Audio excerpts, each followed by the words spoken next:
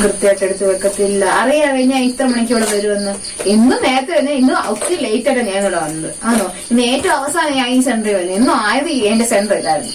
ഇപ്പൊ ഞാൻ ഇവിടെ ഇപ്പൊ താമസിച്ചില് കളക്ഷൻ തരുന്നു പറഞ്ഞ് ഞാൻ ഇപ്പൊ അവസാനം വരുന്നത് ഇവിടെ. മേഡം അടുത്ത ആഴ്ച തൊട്ട് കറക്റ്റ് ഞാൻ അവരിൽ നിന്ന് വാങ്ങിച്ചിട്ട് ഞാൻ കളക്ഷൻ എല്ലാ ആഴ്ചയും ചേച്ചി തന്നെ പറയുന്നു. ചേച്ചി കുറച്ചുകൂടെ സ്ട്രോങ് ആയിട്ട് പറയണം. അല്ലെങ്കിൽ ബുക്ക് ഇച്ചിരി ഉത്തരവാദിത്തമുള്ള ആരെങ്കിലും ഏൽപ്പിക്കും ചേച്ചി. ഞാൻ മാക്സിമം ഞാൻ പറയുന്നുണ്ട്. അവര് എന്നും ഇങ്ങനെ എന്നെ കൊണ്ട് ഇങ്ങനെ ഓടിപ്പിക്കുക. ഞാൻ അങ്ങനെ അവര് വന്നതിന് ശേഷം ഞാൻ അങ്ങനെ വിളിച്ചോണ്ടിരിക്കുക. മേഡം വന്നതിന് ശേഷം ഇങ്ങനെ വിളിച്ചോണ്ടിരിക്കണം ഓരോരുത്തർ കറക്റ്റ് പൈസ കൊണ്ട് തരാൻ വേണ്ടി. ഇതിപ്പോ ഭയങ്കര പാടായിട്ട് നിൽക്കുക. ഈ ഗ്രൂപ്പിനെ പറ്റി എത്ര പേരെ കംപ്ലൈന്റ് ഉള്ളതെന്ന് അറിയാവോ? ഓഫീസിൽ വരെ ചർച്ച ഈ ഗ്രൂപ്പിനെ പറ്റി വളരെ മോശമായിരുന്നു. ഇതിന് എനിക്ക് മുന്നേ വേറെ ആരുണ്ടല്ലോ ഞങ്ങളുടെ കളക്ഷൻ തന്നെ. അവര് വന്ന് നല്ലതായിരുന്നു. അവര് പോയ ശേഷം പോലും ഇവിടെ ഇങ്ങനെ ആയെന്ന്. ഇല്ല, ഇനി അടുത്ത ആഴ്ച കളക്ഷൻ കറക്റ്റ് തരാം. ചേച്ചി ഇങ്ങനെയാണ് എന്നെ ഈ സെന്ററിൽ നിന്ന് ഒരു മാറ്റം. ഞാൻ കൃത്യമായിട്ട് കളക്ഷൻ വാങ്ങിക്കുന്നില്ലെന്നാണ് പറയുന്നത്. ഞാൻ ഇവിടെ വരുന്നുണ്ട് ഇത്ര മണിക്കൂർ ഞാൻ ഇവിടെ നിന്നിട്ടാണ് ഞാൻ ഓഫീസിൽ പോകുന്നത്. പറയുന്നത് എനിക്ക് ഉത്തരവാദിത്വമില്ല. ഞാൻ ഇവിടെ ഞാൻ ചേച്ചി പറ, ഞാൻ ഇവിടെ വരുമ്പോ ചേച്ചി ഞാൻ വിളിക്കാറുണ്ട്. ഞാൻ ഇവിടെ വന്നത് ചേച്ചി ഞാൻ വിളിക്കാറ്. ചേച്ചി ഞാൻ ഇപ്പൊ വരും കളക്ഷൻ ആക്കി. ഇപ്പൊ ചേച്ചി വന്നോ മേഡം എന്ന് പറഞ്ഞു. അപ്പൊ ഞാൻ വരുന്നു. പക്ഷെ ഇവിടെ ഒന്നും കളക്ഷൻ ആവുന്നില്ല. എന്നെ ഇവിടുന്ന് മാറ്റി എനിക്കൊരു പ്രശ്നമില്ല. എനിക്ക് വേറെ നല്ല നല്ല സെന്ററുകൾ കിട്ടും. എന്നാലും സുറ്റായ ആൾക്കാരാണ് വേറെ സെന്റർ പോകും. അവരിവിടെ ആക്കി കഴിഞ്ഞാൽ ഞാൻ പിന്നെ മയത്തി നിൽക്കും. അവരൊട്ടും പറയാൻ കേൾക്കത്തില്ല. അതറിയാമോ? പിന്നെ ഞാൻ നിങ്ങളോട് ഇച്ചിരി അലിവ് കാണിക്കുമ്പോ നിങ്ങൾ പിന്നെ എന്നെ മണ്ടേ നല്ലതാണ്.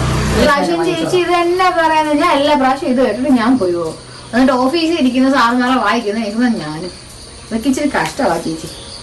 എന്നാലും അടുത്ത ആഴ്ച തൊട്ട് ഞാൻ ഇവിടെ ഞാൻ എന്തായാലും ലേറ്റ് കളക്ഷൻ എഴുതാൻ പോലെ ലേറ്റ് കളക്ഷൻ ഇന്ന ആൾക്കാരെ തേങ്ങ എഴുതും. കാരണം അവർക്ക് ലോൺ കൊടുത്തില്ല. കാരണം കൃത്യമായിട്ട് അടയ്ക്കുമെങ്കിൽ നമുക്ക് ലോൺ കൊടുക്കാൻ പറ്റത്തുള്ളൂ. ആണോ? ഇല്ലെങ്കിൽ എനിക്ക് വേണ്ടിയാണ് കൊടുക്കുന്നത്. അല്ലല്ലോ, അവനവന്റെ ആവശ്യങ്ങൾക്ക് വേണ്ടി എടുക്കുന്നു. ചിലപ്പോ പല കള്ളത്തരം പറയാനായിരിക്കും എടുക്കുന്നത്. നമ്മൾ ഈ ലോൺ കൊടുക്കുന്നതിന് സംരംഭം തുടങ്ങാനെങ്കിൽ പക്ഷെ അവരവരുടെ വേറെ ആവശ്യങ്ങൾക്ക് വേണ്ടി എടുക്കുന്നത്. അവര് പറയുന്നത് ആടിനെ വളർത്താനോ കോഴിയെ വളർത്താനോ. പക്ഷെ നമുക്കറിയാം അതിനല്ല ഈ ലോൺ എടുക്കുന്നത്. നമുക്ക് വന്നാൽ പോരാ, കൊടുക്കാൻ പറ്റത്തില്ല. അവര് വേറെ ആവശ്യത്തിന് എന്നിട്ട് നമ്മൾ ഓക്കെ അവളടയ്ക്കുന്നവരല്ലേന്നും പറഞ്ഞ് നമ്മൾ മനസ്സറിയുമ്പോ ഇവരൊക്കെ ഇങ്ങനെ. മേഡം എന്റേത് പെൻഡിങ് ആക്കല്ലേ, എനിക്ക് ലോൺ ഇനി ആവശ്യമുണ്ട്. ചേച്ചി എനിക്ക് ആരും വേണം ഗ്രൂപ്പ് മൊത്തത്തിൽ പെൻഡിങ് എന്നത് ഞാൻ അടിച്ചുവിടാൻ പോവാ. എന്താന്ന് വെച്ചാൽ ചേച്ചിയുടെ പാടെ ചേച്ചി വെള്ളില്ലെങ്കിൽ ചേച്ചി അടക്കി. ഈ മുടങ്ങിന്നേരം 3 നേരം ചേച്ചി അടക്കി. ചേച്ചി അടയ്ക്കാണ്ടോ? ഇല്ല, എന്റെ കയ്യിലില്ല. ഗ്രൂപ്പിലുള്ള ബാക്കിയുള്ളവരെ വിളിച്ച് സംസാരിച്ചിട്ട് 300 പൈസ എനിക്ക് അറേഞ്ച് ചെയ്ത പൈസ ഇല്ല. ഞാൻ ഇന്ന് ഇവിടുന്ന് പോത്തില്ലെങ്കിൽ നീ 300 പൈസ കിട്ടിയേ പറ്റും. ഹലോ. ചേച്ചി നിങ്ങൾ കാരണം എനിക്ക് പെൻഡിങ് ആവും. എത്രയും പെട്ടെന്ന് പൈസ കൊണ്ടുത്താ. ഒന്നും പറയണ്ട. 0 കളക്ഷൻ വേണം. കഴിഞ്ഞ ആഴ്ച നിങ്ങൾ അടച്ചില്ല. ഇന്നങ്ങനെ അടക്കാതിരിക്കാൻ പറ്റത്തില്ല. ഇതിന്നെ വഴക്കറിയുന്നു. എനിക്ക് ഇതിന്റെ ഒക്കെ ഒരു ആവശ്യമുണ്ടോ? ഞാൻ ബുക്ക് ഏറ്റതാണ് ഞാൻ ചെയ്ത തെറ്റ്. ഒരു കാര്യം ചെയ്യാം, അടുത്ത ആഴ്ച തൊട്ട് നിങ്ങൾ ബുക്ക് ചെയ്ത് എനിക്കത് പെട്ടെന്ന് കൊണ്ടുപോവാ ചേച്ചി. ശരിയാണ്, ഞാൻ വിളിക്കാം. ശരി, കണ്ടോ എന്നെ ഓഫീസിൽ നിന്ന് വിളിക്കുവോ? ഞാൻ എന്താ പറയണം സമാധാനം ഞാൻ പറയണം.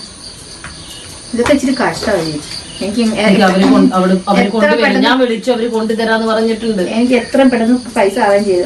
എനിക്ക് വീട്ടിൽ പോകണം. നല്ല സമയം ഇപ്പൊ എത്രയും നേരത്തെ അവസാനം ഈ സെന്ററിൽ വന്നു. ഇപ്പൊ സമയം എന്തോ ഞാൻ ഇതും കൊടുത്ത് എനിക്ക് വീട്ടിൽ പോകണ്ടേ.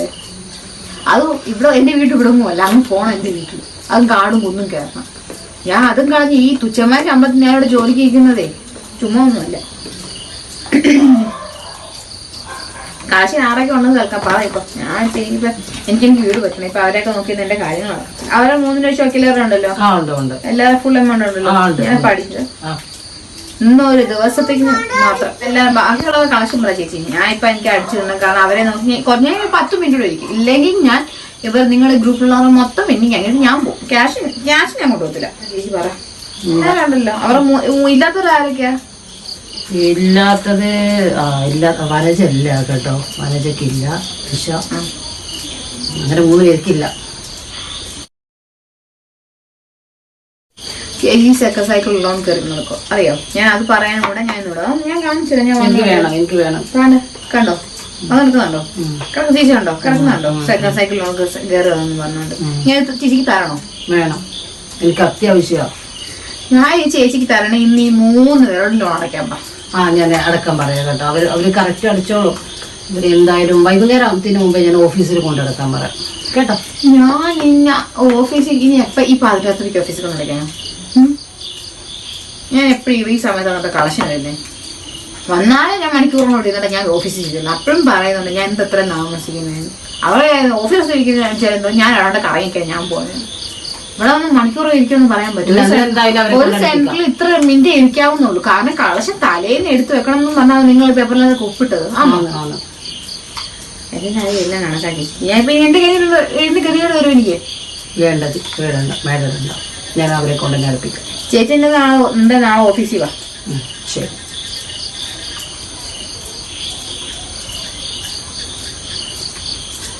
കാശ് എടുക്കാം. ഇനിയിപ്പോ എന്തായാലും ഓഫീസിൽ പോയേ പറ്റത്തുള്ളൂ.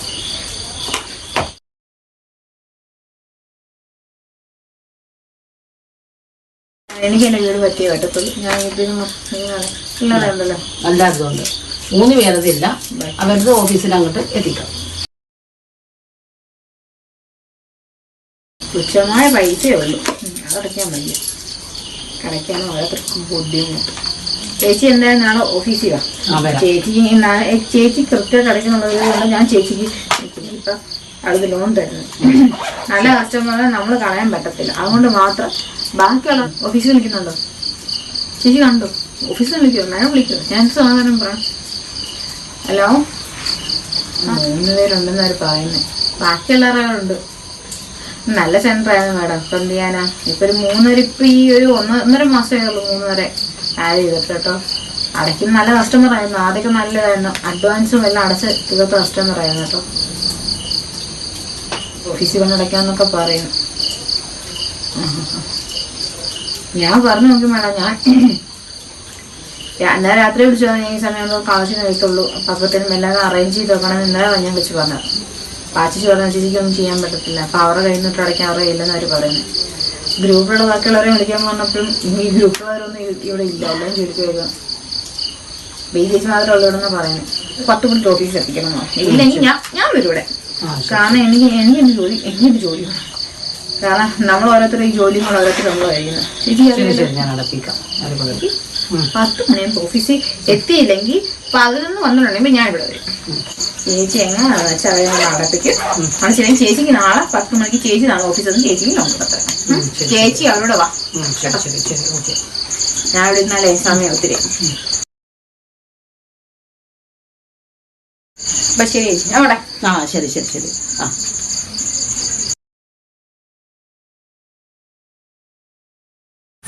അപ്പൊ ഞങ്ങള് ഈ ഫിനാൻസാരെ കുറ്റപ്പെടുത്തിയതോ അവരെ കളിയാക്കുന്നതോ അല്ല. ഇപ്പൊ സമൂഹത്തിൽ നടക്കുന്ന ചില കാര്യങ്ങളാണ് ഞങ്ങൾ ഈ വീഡിയോയിലൂടെ തുറന്നു കാണിച്ചത്. ഞങ്ങൾ മൈക്രോ ഫിനാൻസ് എടുത്തിട്ടുള്ള ആൾക്കാരാണ്. ഞങ്ങൾ കൃത്യമായിട്ട് അടയ്ക്കുന്നുണ്ട്. ഞങ്ങൾ പെൻഡിങ്ങും ഇല്ല. അപ്പൊ ഞങ്ങൾ തീർന്ന ആൾക്കാരും കൂടെയാണ്. അപ്പൊ ഞങ്ങൾ ഇത് അടയ്ക്കാത്തവരാണ് മെയിൻ ആയിട്ട് ഞങ്ങളത് പറയുന്നത്. അത് നിങ്ങൾ ഈ വീഡിയോ കാണുന്നവർക്ക് മനസ്സിലാവും. കൃത്യമായിട്ട് അടയ്ക്കുന്നവരുണ്ട്. ഒരു പെൻഡിങ് ഇല്ല. അടച്ചു തീർക്കുന്ന ആൾക്കാർ അടച്ചു തീർത്തിട്ട് പിന്നെ വേണ്ടെന്ന് പറഞ്ഞു പോകുന്ന ആൾക്കാർ നമ്മുടെ ഈ കൂട്ടത്തിലും ഉണ്ട്. പക്ഷെ ഇത് പെൻഡിങ് വരുത്തി കഴിഞ്ഞാല് ഇതിന്റെ ബാക്കില് കുറച്ച് കാര്യങ്ങൾ നമുക്ക് നേരിടേണ്ടി വരും. നമ്മളൊരു വിദ്യാഭ്യാസം അഫ്കോഴ്സ് നമ്മുടെ മക്കൾ പഠിച്ചുകൊണ്ടിരിക്കുമായിരിക്കും. അവര് ഉയർന്ന പഠനത്തിൽ പോകണമെങ്കിൽ നമുക്കൊരു വിദ്യാഭ്യാസ ലോൺ എന്തായാലും വേണം. ആ വിദ്യാഭ്യാസ ലോൺ എടുക്കാൻ പോകുമ്പോൾ എന്തായാലും നമ്മുടെ പേർക്കായിരിക്കും. ഇപ്പൊ നോമിനി നമ്മുടെ ഹസ്ബൻഡും ആയിരിക്കും. അപ്പൊ നമ്മൾ എടുക്കാൻ പോകുമ്പോൾ മെയിൻ ആയിട്ട് കാണിക്കുന്ന ഈ മൈക്രോ ഫിനാൻസ് പെൻഡിങ് കാണിക്കും. ആ പെൻഡിങ് ആണെന്ന് വെച്ചാൽ നമുക്ക് ഈ വിദ്യാഭ്യാസ ലോൺ കിട്ടും. നമ്മുടെ മക്കളുടെ പഠിത്തവും നടക്കണം. അല്ലെങ്കിൽ നമുക്കൊരു വീട് വെക്കണം. നമുക്ക് എന്തായാലും ഭാവിയിൽ വീടുള്ള ആൾക്കാർ കാണും. ചിലപ്പോൾ നമുക്കൊന്ന് പുതുക്കണം. ഇല്ലെങ്കിൽ നമുക്ക് അത് പൊളിച്ചിട്ട് വേറെ വീട് വെക്കാം. അതെടുക്കണമെങ്കിൽ എന്തായാലും ഒരു ഹൗസിംഗ് ലോൺ വേണം. ആ ലോൺ എടുക്കാൻ പോകുമ്പോഴേ ആദ്യം കാണിക്കുന്നത് എന്താണ്? ഈ മൈക്രോ ഫിനാൻസിന്റെ പെൻഡിങ് ആയി. അത് ചിലപ്പോൾ നമ്മളിപ്പോ ചില ലോണുകളിൽ വെച്ച് നോക്കുക. ഈ നോമിനിക്ക് ഇപ്പൊ കസ്റ്റമറിന് പെൻഡിങ് ആയാൽ ചിലപ്പോൾ നോമിനിയെ ബാധിക്കും. ചിലപ്പോൾ നോമിനി ആയിരിക്കും അടുത്ത ലോണിന് കസ്റ്റമറായിട്ട് വെക്കുന്നെങ്കിൽ അവർക്ക് ഈ കസ്റ്റമർ ആദ്യം വെച്ചിരിക്കുന്ന കസ്റ്റമറിന്റെ പെൻഡിങ് കാണിക്കും. അപ്പൊ ഈ കസ്റ്റമർ പെൻഡിങ് ആക്കി കസ്റ്റമറിനെയും ബാധിക്കും, ഈ നോമിനിയെ ബാധിക്കും. നോമിനിക്ക് ലോൺ എടുക്കാൻ പറ്റത്തില്ല, കസ്റ്റമറിന് നമുക്ക് ലോൺ എടുക്കാൻ പറ്റത്തില്ല. അപ്പൊ എല്ലാവരും ലോൺ എടുക്കണം എന്നല്ല ഞങ്ങൾ പറയുന്നത്. എടുക്കുന്ന ആൾക്കാരുണ്ട്, എടുത്തിട്ട് അടയ്ക്കാതെ പറയുന്ന ന്യായം അവരടച്ചില്ല, പിന്നെ ഞാൻ എന്തിനാ അടയ്ക്കുന്നത് ഇതാ പറയുന്നത്. അതിന് വലിയ വലിയ പ്രശ്നങ്ങളെ ആ കേസാവും വഴക്കാവും. പിന്നെ അതിന്റെ പുറമെ നമ്മൾ നടക്കണ്ടേ. വീട്ടിൽ വരുന്നു, എടുക്കുന്നു, പിടിക്കുന്നു, പിന്നെ നമ്മൾ അതിന്റെ പുറമെ നടക്കേണ്ടത്. അപ്പൊ നമ്മൾ കറക്റ്റായി അടച്ചോണ്ട് വന്നാൽ ആർക്കും ബുദ്ധിമുട്ടില്ല. നമ്മൾ ഒരാവശ്യത്തിന് ചിലപ്പം പറയുന്ന സംരംഭം തുടങ്ങാനായിരിക്കും. ചിലപ്പോൾ ചിലവര് അത് ഉദ്ദേശിച്ചായിരിക്കും ചില സംരംഭം തുടങ്ങുന്നവരുണ്ട്, അത് ഉദ്ദേശമായിരിക്കും എടുക്കുന്നത്. അപ്പൊ ഗ്രൂപ്പായിട്ട് ഒരു 5 പേര് ചേർന്ന് നമ്മൾ ലോൺ എടുക്കുന്നു. ഓക്കെ, എല്ലാവരും കൃത്യമായിട്ട് നമുക്ക് അറിയാവുന്ന പരസ്പര ജാമ്യമാണ് ഇതിന്റെ മെയിൻ ആയിട്ട് മൈക്രോ ഫിനാൻസ് അവർ വെക്കുന്നത്. അപ്പൊ എല്ലാവരും അടച്ചിട്ടില്ലെങ്കിൽ അടുത്ത ആള് നമുക്ക് അടയ്ക്കണം. അതാണ് പരസ്പര ജാമ്യം. അപ്പൊ നമ്മൾ ഇപ്പൊ 5 പേര്, ഞാൻ പറയുന്നത് എനിക്ക് അക്കായി അറിയാം, അക്കായ്ക്ക് എന്നെ അറിയാം, അപ്പൊ ഞങ്ങൾ 2 പേരും പരസ്പര ജാമ്യത്തിൽ എടുക്കുന്നു. പക്ഷെ ഞാൻ അടച്ചില്ലെങ്കിൽ അത് ഏറ്റവും കൂടുതൽ ബാധിക്കുന്ന അക്കായായിരിക്കും. അതുപോലെയാണ് ഗ്രൂപ്പിലുള്ള ബാക്കി അംഗങ്ങൾ. അതുകൊണ്ട് നമ്മൾ മാക്സിമം മൈക്രോ ഫിനാൻസ് എടുക്കുന്ന ആൾക്കാർ ഒരു പെൻഡിങ്ങും വരുത്താതെ അത് അടയ്ക്കണം എന്നാണ് ഞങ്ങൾ പറയുന്നത്. കാരണം ഒത്തിരി പേര് ഈ മൈക്രോ ഫിനാൻസ് കൊണ്ട് രക്ഷപ്പെട്ടവരും ഉണ്ട്. ഞങ്ങൾക്കറിയാം, ഒത്തിരി പേര് ഞങ്ങൾക്കറിയാം. കുറെ ആൾക്കാർ മൈക്രോ ഫിനാൻസ് എടുത്തിട്ട് ബിസിനസ്, അതേപോലെ വീട്, കുട്ടികളെ കല്യാണം, വിദ്യാഭ്യാസം, അതിനൊക്കെ ഈ മൈക്രോ ഫിനാൻസ് ചില സമയത്ത് ഉപകാരപ്പെടാം. നമ്മൾക്കൊരു ബുദ്ധിമുട്ടിക്കും പറഞ്ഞ ആ ചേച്ചി അവിടെ ഒരു മൈക്രോ ഫിനാൻസ് ലോൺ ചേച്ചിക്ക് വേണം.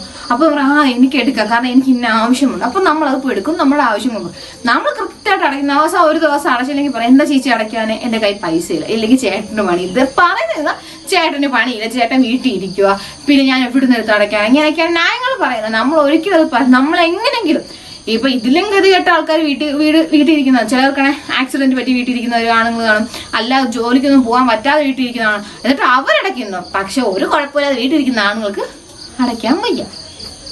അങ്ങോട്ട് മാക്സിമം നമ്മൾ എടുക്കുന്ന മൈക്രോ ഫിനാൻസിൽ കൃത്യമായിട്ട് അടയ്ക്കാം.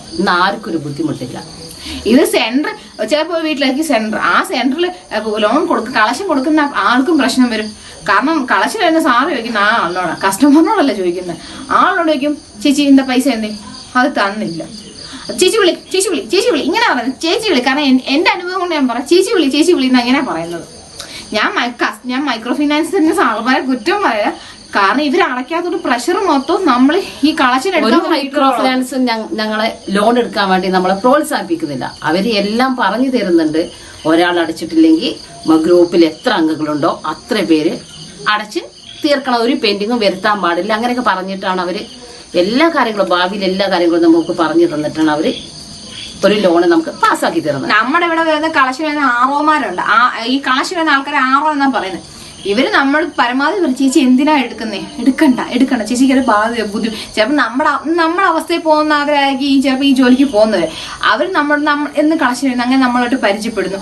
അപ്പൊ നമ്മുടെ അവസ്ഥ അവർക്ക് മനസ്സിലാവും. അതുകൊണ്ട് അവർ പറയുന്നത് ചേച്ചി എടുക്കണ്ട, ചേച്ചി ഉള്ളത് എങ്ങനെയെങ്കിലും അടച്ചു തീർക്കുക എന്നെ അവര് നമുക്ക് പറഞ്ഞത്. പക്ഷെ എപ്പോഴും നമ്മൾ അവർ സാറുമാരെ സാറേ എനിക്ക് വേണം എന്നിട്ട് അവർ അടയ്ക്കുന്നുള്ള കാര്യത്തിൽ നമുക്ക് തരുമ്പോൾ നമ്മൾ അടയ്ക്കായിരുന്ന അവിടെ സാറിനൊരു വരുന്നവർക്ക് ഒരു വിഷമമാവും. കാരണം അവരെ ഒന്നും കൂടെ ചിലപ്പോൾ ദേഷ്യം നമ്മൾ നല്ല രീതിക്ക് പെരുമാറുന്നവരാണ്. പിന്നെ ദേഷ്യത്തോടെ കളക്ഷൻ കിട്ടിയപ്പോഴത്തുള്ളൂ കർഷനോ അങ്ങനെ എന്നൊക്കെ പറഞ്ഞ് പോകുന്നവർ. അതായത് നിവൃത്തിയുടെ കൊണ്ടാണ് ഈ കളക്ഷൻ എന്ന സാറുമാർ നമ്മുടെ ഉത്തരവാദിത്തമാണ്. കളക്ഷൻ എടുത്തുകൊണ്ട് കറക്റ്റ് ഓഫീസിൽ കൊണ്ടെത്തിക്കുക അവരുടെ ഉത്തരവാദിത്തമാണ്. അവർ കുറ്റം പറയാൻ പറ്റത്തില്ല. അപ്പൊ ഓഫീസിൽ ചെല്ലുമ്പം ഇപ്പൊ ഇത്ര മണിക്ക് സെന്ററിൽ വന്നു കഴിഞ്ഞാൽ കളക്ഷൻ ഇത്ര മണിക്ക് അവിടെ ഓഫീസിൽ ചെല്ലണം. ആ സമയത്തിന് ആ സാറ് ഓഫീസിൽ ചെന്നില്ലെങ്കിൽ ആ സാറ് പ്രഷറാ വിളിക്കും, എന്താ കളക്ഷൻ വരാനെ, എന്താ കളക്ഷൻ എടുത്തില്ലേ, എവിടാ പോയില്ല, അങ്ങനെ ഇങ്ങനെ പറഞ്ഞു വരും.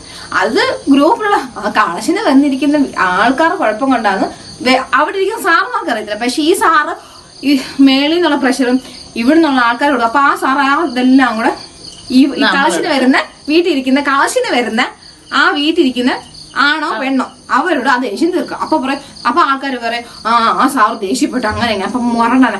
പക്ഷെ ഒരിക്കലും അവര് കുറ്റം പറയാൻ പറ്റില്ല. പ്രൊഫഷൻ അതായത് കൊണ്ട് അപ്പൊ അവർ നിവർത്തിയായതുകൊണ്ട് നമ്മളോട് ദേഷ്യപ്പെടുന്നതാണ്, അല്ലാതെ അവര് മനഃപൂർവ്വം നമ്മളോട് ദേഷ്യപ്പെടുന്നതല്ല. ഇനി ഞങ്ങളുടെ വീഡിയോയിൽ എന്തെങ്കിലും കുറ്റോ കുറവുകളോ ഉണ്ടെങ്കിൽ നിങ്ങൾ ഞങ്ങളോട് ക്ഷമിക്കുക.